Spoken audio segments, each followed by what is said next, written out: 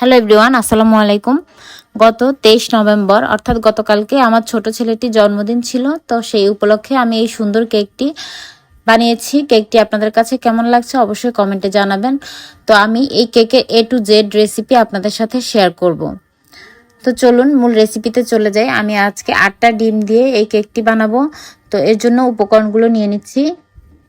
তো এর জন্য প্রথমে আমি নিয়েছি 180 গ্রাম পরিমাণ ময়দা, তীর ব্র্যান্ডের। তারপর নিয়ে নিচ্ছি কোকো পাউডার 40 গ্রাম পরিমাণ নিব। এরপরে এগুলোকে খুব ভালোভাবে আমি 2বার চেলে নিব আর দিয়ে দিচ্ছি হাফ চা চামচ পরিমাণ লবণ। এটা অবশ্যই দিবেন, তখন মিষ্টিটা একটু বেড়ে যাবে, মানে মিষ্টিটার ব্যালেন্স হবে, স্বাদ বাড়বে। তারপর এটাকে খুব ভালোভাবে আমি চেলে নিব। চেলে শুকনো উপকরণগুলোকে মিশিয়ে নেব। মিশিয়ে আমি আরও একবার চেলে নিচ্ছি, অর্থাৎ আমি A to Z রেসিপি দেখাবো, তার কারণে আমি খুঁটিনাটি সব কিছুই দেখিয়ে দিচ্ছি। তো চেলে আবারও আমি মিশিয়ে আবারও আমি চেলে নিচ্ছি। তো 2বার চালা হয়ে গেছে। আর আরও একবার চালবো আমি যখন আমি ব্যাটারের সাথে এই শুকনো উপকরণগুলো মিক্স করব তখন। তো এটাকে চেলে একটা সাইডে রেখে দিব। রেখে এখানে আমি চিনি নিয়েছি 200 গ্রাম পরিমাণ। চিনি এই পরিমাণেই দিতে হবে, কমালে কিন্তু কেকটা ভালো লাগবে না। তারপর তেল নিয়েছি, সয়াবিন তেল নিয়েছি 60 গ্রাম পরিমাণ। তারপর ডিম নিলাম 8টা। তো ডিমগুলোকে আমি একটু বিট করে, অর্থাৎ 10 থেকে 15 সেকেন্ডের জন্য বিট করে তারপর চিনি মেশাতে থাকবো। চিনিটাকে আমি 3 ধাপে মেশাবো। প্রথমে একটা ধাপে চিনি মিশে গেলে আরও একটা ধাপে চিনি মেশাতে হবে। তারপর সেই চিনিগুলো মিশে গেলে আরও একটা ধাপে চিনি মিশিয়ে দিতে হবে। তো 3বারে আমি চিনিটাকে মিশিয়ে নেব। তো ভিডিওটা আমি অনেক স্প্লিট করে দিয়েছি, যার কারণে ভালোভাবে চিনি দেওয়ার ইয়েটা বোঝা যাচ্ছে না। তারপরে যদি আমি আস্তে করতে যাই নাহলে কিন্তু ভিডিওটা অনেক বড় হয়ে যাবে। তারপরে যখন এরকম ডিমটা ফর্ম হয়ে যাবে, ফর্ম হয়ে যাওয়ার পরে আমি বাকি উপকরণগুলো মেশাবো। এই যে দেখুন আমি একটু দাগ দিয়ে নিয়েছি, এটা কিন্তু ডেবে যাচ্ছে না।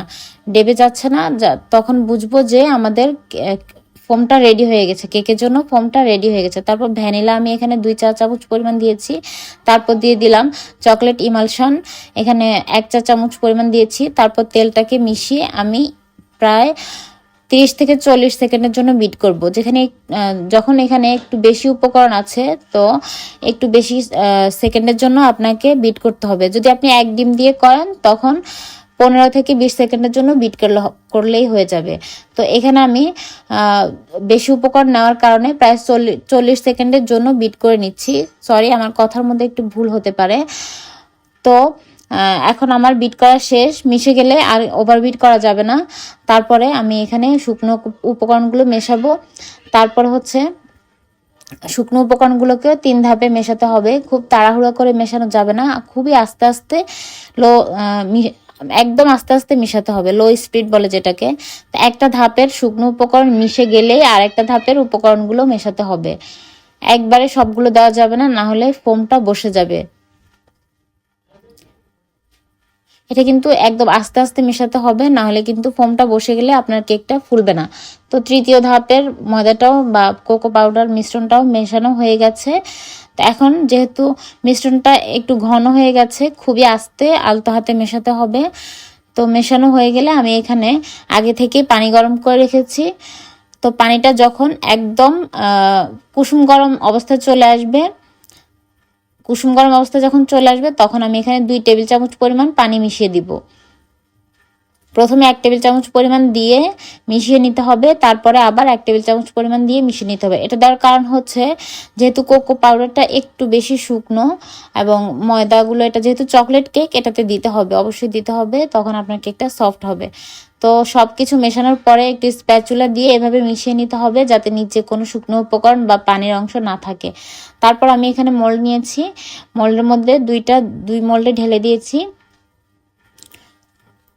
ওখানে গোলটার মধ্যে আমি 1 পাউন্ডের জন্য ব্যাটার দিলাম, আর বাকি ব্যাটারটা আমি এই মোল্ডটাতে দিয়ে দিয়েছি। তো একটা কাঠি দিয়ে এভাবে নেড়ে দিতে হবে যাতে ভেতরে এয়ার বাবলস না থাকে, আর একটু ঝাঁকি দিতে হবে, ট্যাপ করে দিতে হবে। তারপর ওভেনে আমি এটাকে বেক করে নিয়েছি 180 ডিগ্রিতে প্রায় 40 মিনিটের জন্য। যেহেতু বড়, তো 40 মিনিটের জন্য বেক করে নিতে হবে। ছোট হলে আরও কম সময় লাগবে। আর আমার ওভেন টেম্পারেচারটা একটু নড়বড়ে বা গড়বড় করে, সেজন্য আমারটা আমি বুঝি, সে অনুযায়ী আমি এটাকে বেক করে নিই।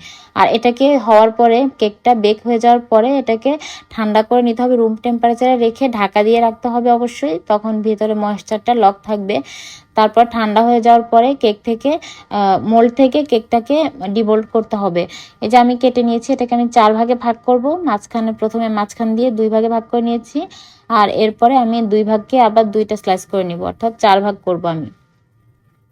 আপনারা চাইলে দুইটা স্লাইসও করে রাখতে পারেন, সেক্ষেত্রে বেশি উঁচু উঁচু হবে, মানে ভারী হবে কেকটা।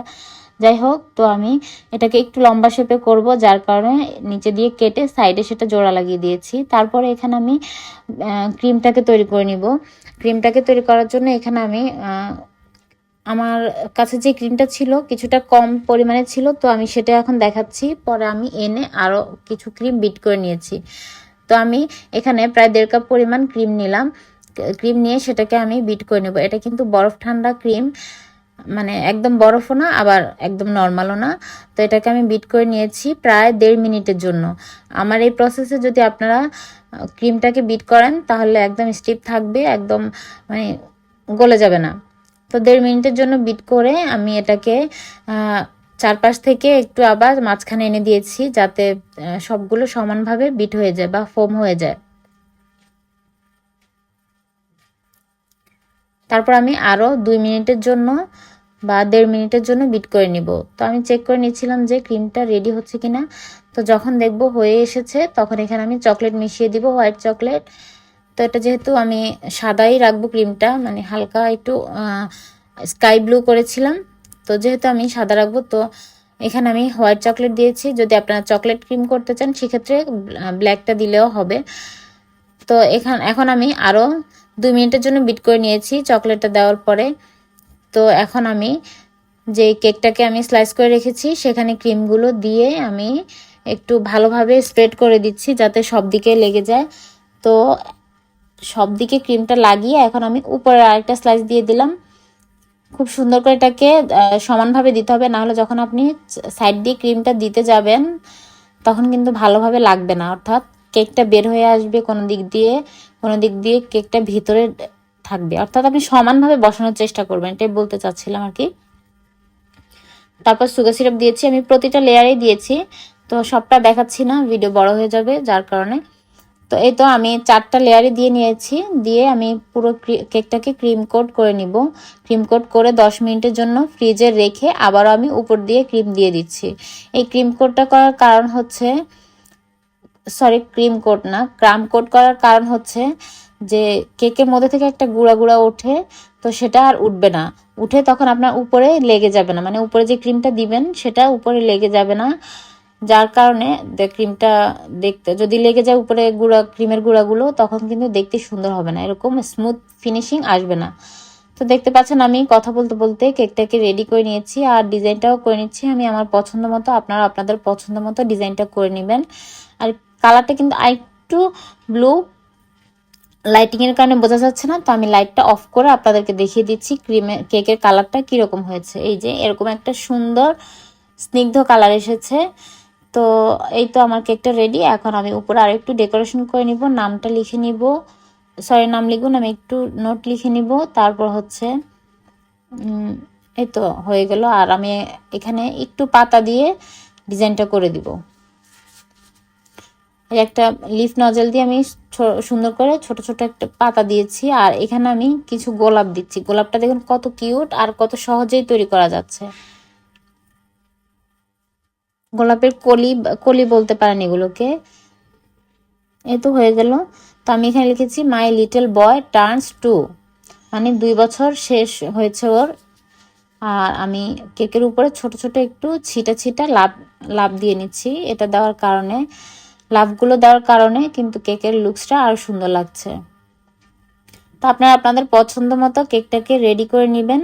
আমি আমার পছন্দ অনুযায়ী কেকটাকে রেডি করে নিয়েছি, আর পুরো প্রসেসিংটা দেখিয়ে দিয়েছি। আপনারা আমার এই প্রসেসে যদি কেকটা রেডি করেন, আপনারা কিন্তু এই প্রসেসে সেলও করতে পারবেন, আমি নিজেও করি। তো এই তো আমার আনন্দের কিছু মুহূর্ত। অত খুব বেশি কিছু করা হয় না, জাস্ট একটু একটা স্পেশাল রান্না আর হলো একটা কেক বানানো, এই আর কি।